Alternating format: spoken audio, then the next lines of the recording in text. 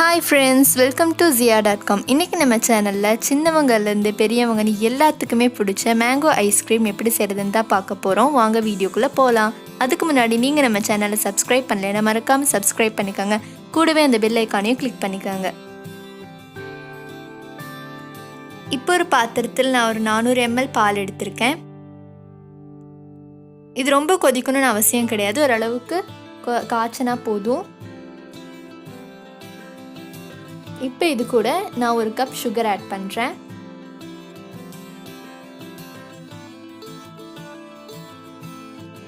இப்போ இதை நல்லா கைவிடாம மிக்ஸ் பண்ணிருங்க.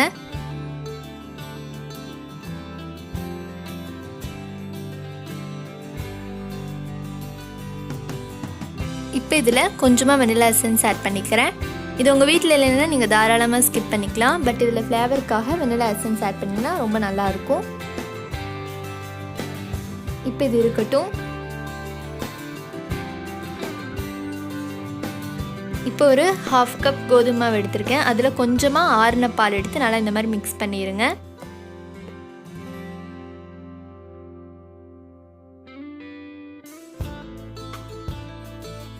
இப்போ இந்த பால்ல நம்ம அந்த கோதுமை மாவை கரைச்சி வச்சிருந்ததை ஆட் பண்ணிடலாம். ஆட் பண்ணிட்டு நல்லா கைவிடாம மிக்ஸ் பண்ணுங்க. எந்த ஒரு லம்ஸும் இல்லாத மாதிரி பார்த்துக்கங்க.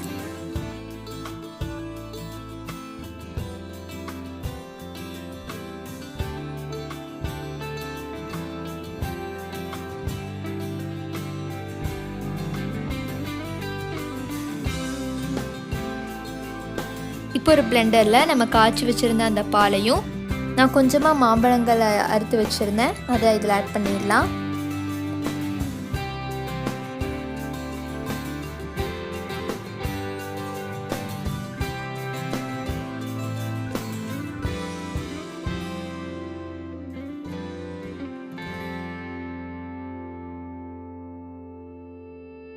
இப்போ இதை நல்லா அரைச்சி எடுத்துட்டு வந்துடலாம். அரைச்சி எடுத்துட்டு வந்தாச்சு. இது ஒரு ஏர்டைட் கண்டெய்னர்ல இந்த மாதிரி ஊற்றி வச்சிருங்க. இதில் நீங்கள் எதுவுமே ஆட் பண்ண தேவையில்லை. கண்டென்ஸ்டு மில்க் அந்த மாதிரி எதுவுமே ஆட் பண்ணாமல் நீங்கள் ஈஸியாக ஐஸ்கிரீம் ரெடி பண்ணிடலாம். இப்போ இதை நல்லா க்ளோஸ் பண்ணி வச்சுருங்க. இது ஒரு 3 hours ஃப்ரிட்ஜில் வச்சிடலாம்.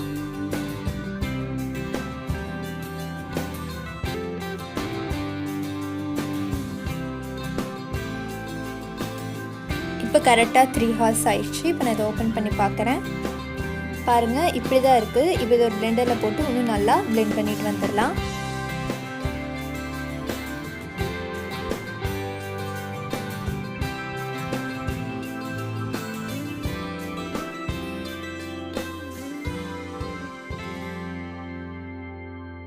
இப்போ பாருங்கள் இந்த மாதிரி நல்லா ஃப்ளஃபியான க்ரீம் மாதிரி நல்லா பிளெண்ட் பண்ணிட்டு வந்துடுங்க. இது திரும்பவும் அந்த ஏர்டைட் கண்டெய்னர்லேயே போட்டுடலாம். இப்போ இதை க்ளோஸ் பண்ணிவிட்டு 8 hours ஃப்ரிட்ஜில் வச்சிடலாம்.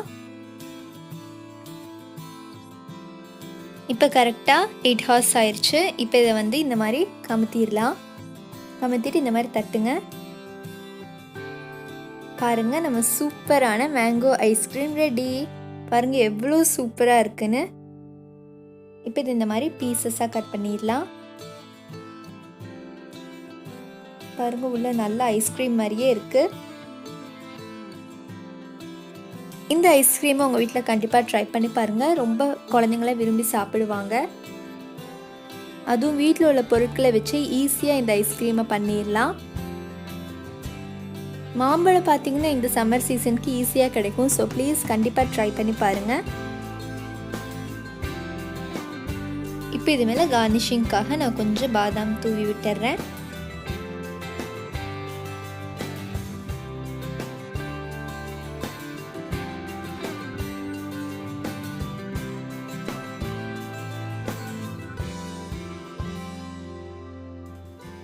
இந்த வீடியோ உங்களுக்கு பிடிச்சிருந்ததுன்னா மறக்காம லைக் பண்ணுங்க, கமெண்ட் பண்ணுங்க, சப்ஸ்கிரைப் பண்ணுங்க.